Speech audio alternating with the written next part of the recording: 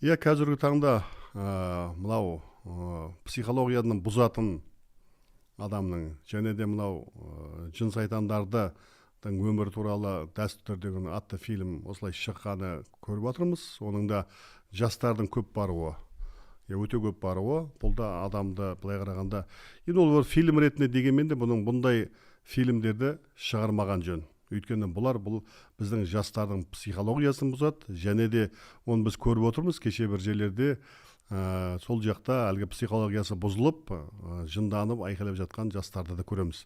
Дәл сол залдың өзінде айқайлап жынданып жатса, дәл сол әсер, дәл барлығында бірдей сол залда болмағанмен, бәрібір кейіннен ол уақыт өте келе бәрі осы психологиялық ақаулар, травмалар белгілі уақыттан кейін шығады.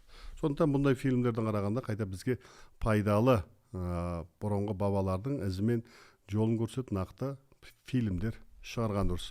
Енді бұл жерде бір мысал кетейін. Мысалға, мен шәкірттерім айтады, жаңағыдай, былай қалса молда шәкірттеріміз енді. Сол молда шәкірттің өзі ұстаз үйді барып келді, көріп келдік, жұрттың бәрі көріп жатқаннан кейін. Содан кейін бір бөлмеде бәріміз жаттық дейді, бірақ сол түнде менің басқасының барлығы сөйлеп, әлгі әртүрлі бір ыңғайсыз жағдайда түнімен сөйлеп шықты дейді.